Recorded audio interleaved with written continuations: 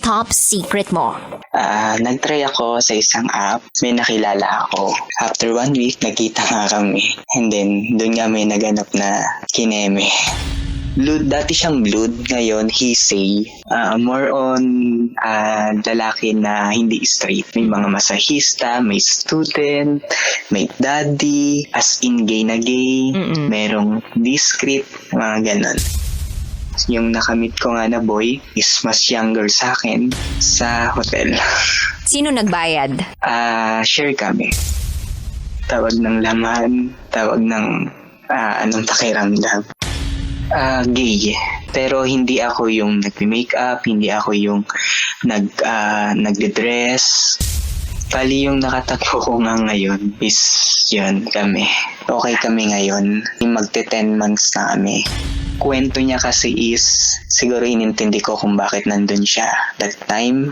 Ang trabaho niya is sa production. Gumagawa siya ng extra. So inamin naman niya na meron siyang nakakasama, gano'n. Ayun, parang nag-extra service siya. Gumagawa siya ng mga extra pagkakakitaan. Nag-stop na siya nung naging kami. Pero may time din kasi DJ Rakitera na nabubuksan niya pa yung app. I try na makipaghiwalay na. Ayun, sinabi ko na parang ayoko ng ganon. Gusto ko siya lang, ganon. Gusto ko ako lang.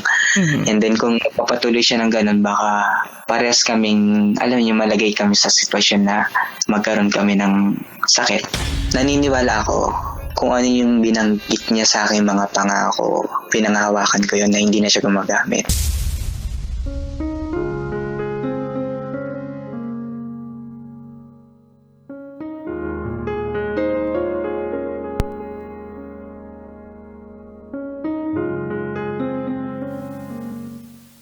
May ipinangako ka na ba sa taong sinasabi mo, mahal mo? Aber, sabihin mo nga sa akin ngayon yung mga ipinangako mo. Ano? Ang tanong, natupad mo ba yung pangako mong yon? Madalas, hindi natutupad ng tao ang kanyang pangako. Ang pangako ay napapako. Kaya bakit ka pa mangangako kung hindi mo naman kayang tuparin? Ano bang pangako mo? Promise, promise. Hindi na ako titingin sa iba. Promise, ikaw lang talaga hanggang kamatayan. Lo. Hindi nga sumakabilang buhay. Sumakabilang bahay naman. Ano pa yung ibang promise na sinabi sa inyo na hindi naman natupad? Ikaw lang ang babae sa buhay ko. Paano naman yung nanay mo? Charot with harot. Alam mo, kabisyo, marami talaga sa atin nangangako. Kasi gusto rin naman natin matupad yung pangako na yun. Kaya lang, change is the only constant thing in this world. Yung iba, nababago ng panahon, nababago ng sitwasyon, at nababago ng taong malanding humaharot. Ay, charot lang, Wedarot. Kaya kung ako sa'yo, kabisyo, huwag ka na lang mangako. At huwag ka rin mag-e-expect. Huwag kang umasa. Pero mag-pray ka na lang na mangyari ang mga bagay na ikabubuti mo.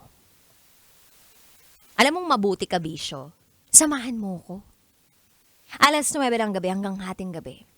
Kapiling ang Basa Princess ng Love Radio, DJ Rakitera.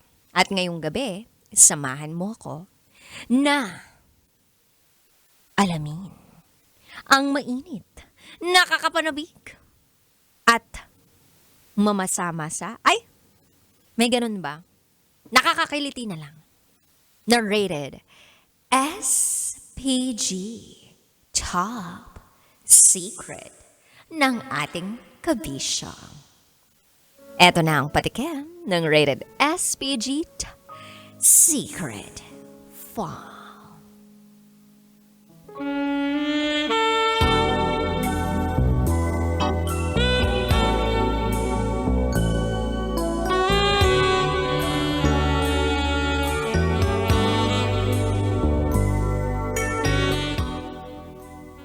Na-turn on ako ng sobra dahil napikon siya sa akin. May ibang tao na ganun. Yung the more na masungit, matapang, parang leon yung tao, the more na hinahabol-habol nila. Pero kapag sobrang bait, parang wala lang sa kanila. May mga kilala ako na gusto nila na sila yung aso na naghahabol doon sa leon. Kasi nga may challenge. Kasi nga, merong pakiramdam na gusto ko tong makuha. Ha? Well, alamin natin kung anong pagkapikon ang naganap sa ating SPG Secret File at ano kaya ang na-turn on. Ay. Sa ating SPG Secret File sender. Abangan niyo po yan sa aking pagbabalik. Kapiling pa rin ang Basa Princess ng Love Radio. Ang babaeng mahilig magbasa ng Secret File at paminsay nagbabasa ang kele-kele. DJ Rocky Tera. At ikay nakatutok sa 90.7 Love Radio. Kailangan pa bang i-memorize yan? Basic. Up next is SPG, as in Super Backner Secret File. Sinira ng tatay ko ang pagkababae ko. Siya! May secret affair kami ng office mate ko. Hindi ko matigilan kasi sobrang galing niya sa... Rocky's Secret Files. Secret Files. It's the kind of bleep you never knew existed. Kunwari inosente pero boy naman pala. Rocky's Secret Files. Secret Files.